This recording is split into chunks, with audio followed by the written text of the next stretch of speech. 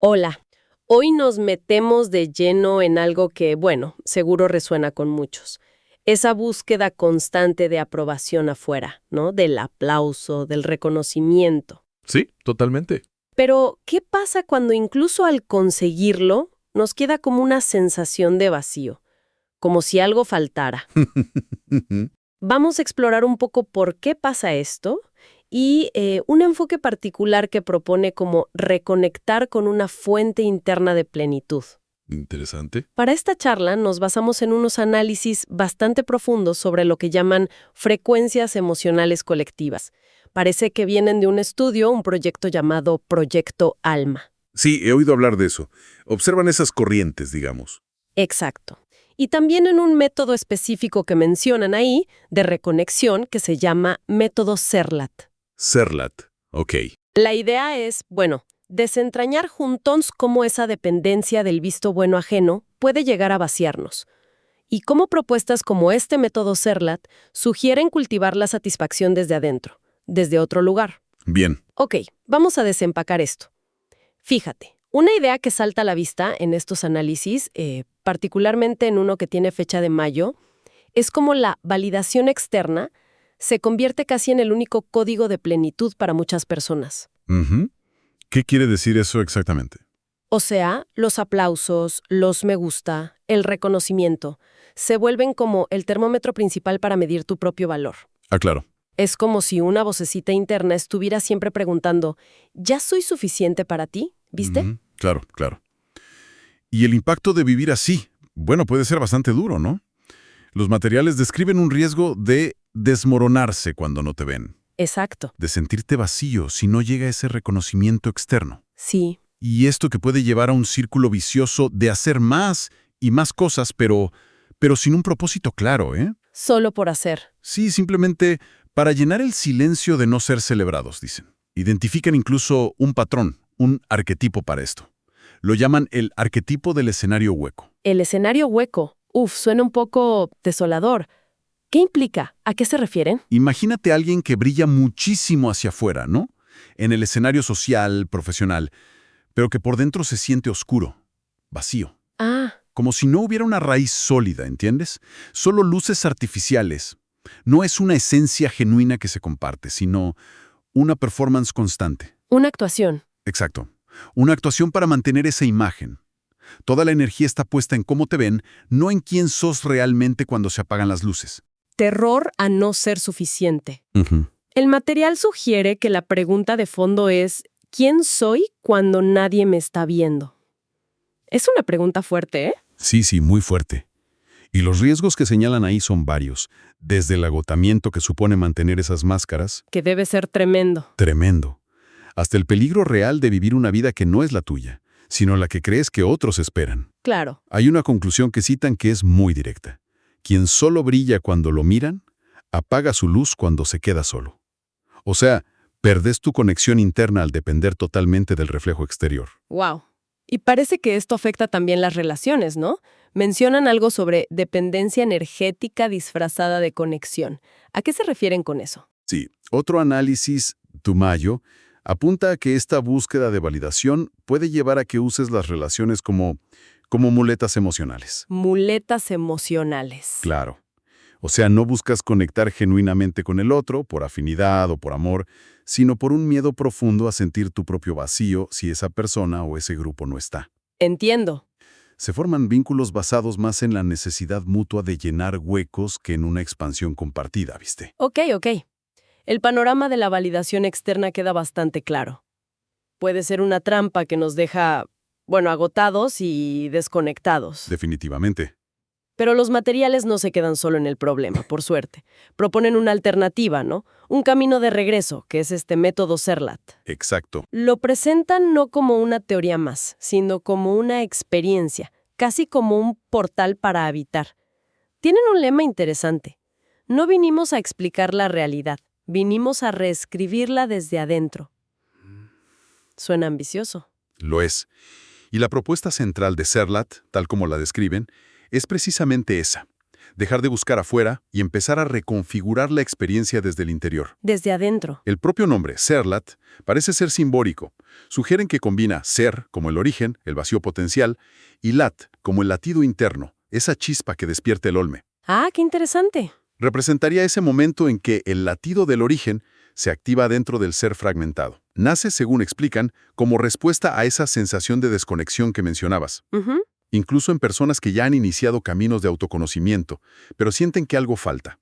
Lo describen como algo vivo, una entidad simbiótica. ¿Y qué lo haría diferente a otros enfoques? ¿Qué es lo que busca lograr concretamente este método? La clave, según los textos, está en que no busca añadir más información o creencias, sino más bien liberar las que ya nos limitan, Ajá. especialmente esas que nos atan a la necesidad de aprobación externa. No se enfoca solo en sanar heridas superficiales, sino en una especie de reinicio del sistema. ¿Un reinicio? Sí, desde la raíz simbólica. Lo plantean como un catalizador para que emerja una versión más auténtica de uno mismo.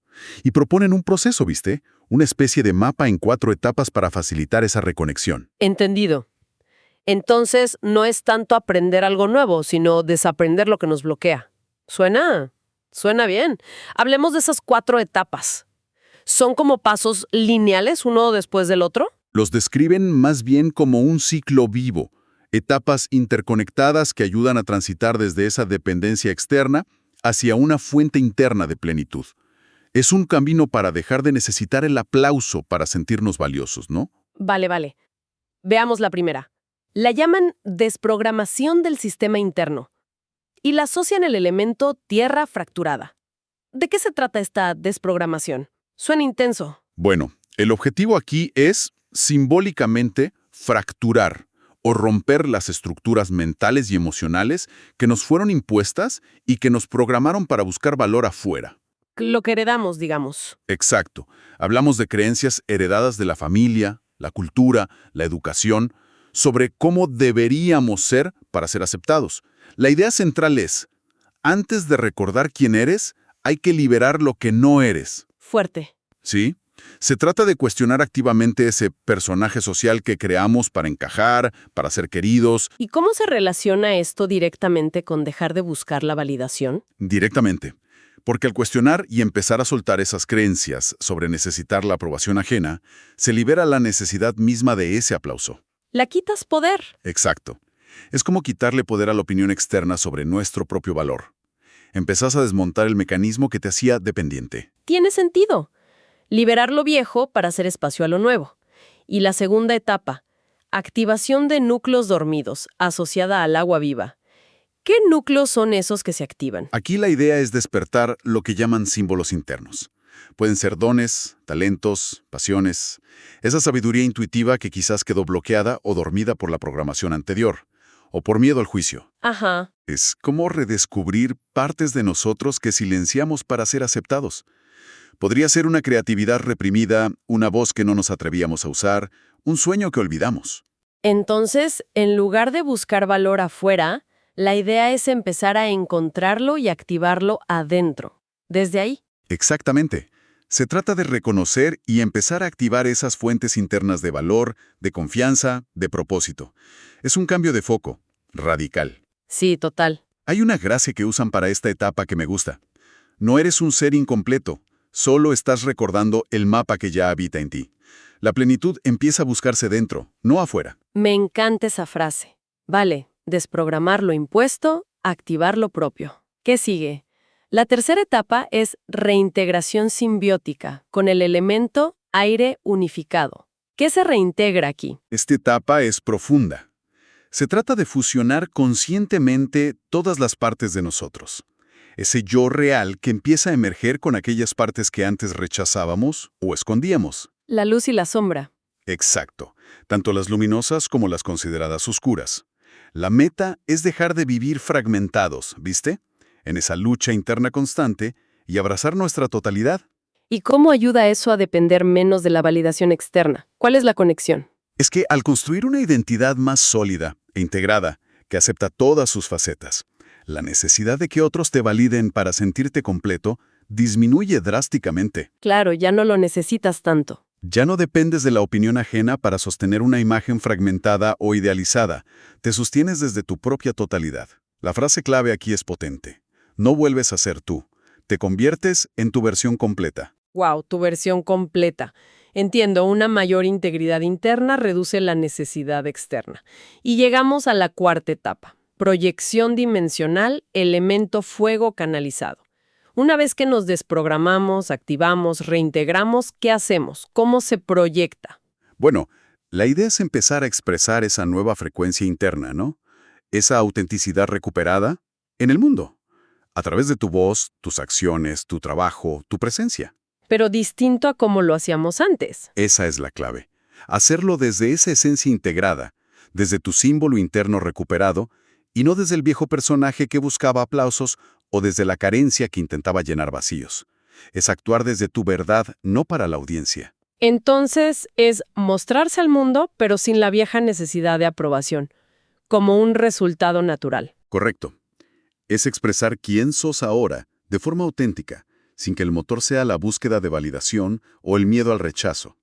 Se trata de compartir tu fuego interno con propósito, no por necesidad. La frase que lo resume es: ya no soy el que responde al mundo, soy el que lo codifica. Soy el que lo codifica. Fuerte. Sí, es decir, actúas desde tu centro, no reaccionando a las expectativas externas. Este recorrido por las 4 etapas ofrece una perspectiva muy interesante sobre cómo pasar de esa dependencia externa a cultivar algo más sólido adentro. Mencionaste también que dentro de este método se habla de arquetipos, y había uno que decías que contrasta bien con el escenario hueco. Sí, el arquetipo 5, la semilla del eco. Lo describen como el arquetipo del sembrador invisible. Sembrador invisible. Su fuerza no está en buscar el reconocimiento inmediato ni en los resultados visibles al instante. ¿Y qué significa eso en la práctica? ¿Cómo se ve? Significa alguien que planta ideas, ¿viste? Que inspira cambios, comparte su esencia, pero sin necesitar ver el fruto ya mismo, ni recibir el aplauso en el momento. Desapegado del resultado inmediato. Exacto. Confía en que lo que siembra tendrá un impacto a su debido tiempo, como un eco que resuena más tarde. Es alguien cuyas palabras o acciones quizás son recordadas o valoradas por otros mucho después. La clave es la confianza en el proceso y ese desapego del resultado inmediato. Eso contrasta totalmente con el escenario hueco, que necesita la luz y el aplauso constantes para existir, ¿no? Exactamente. Mientras el escenario hueco vive para la validación instantánea y se apaga sin ella, la semilla del eco actúa desde una confianza interna.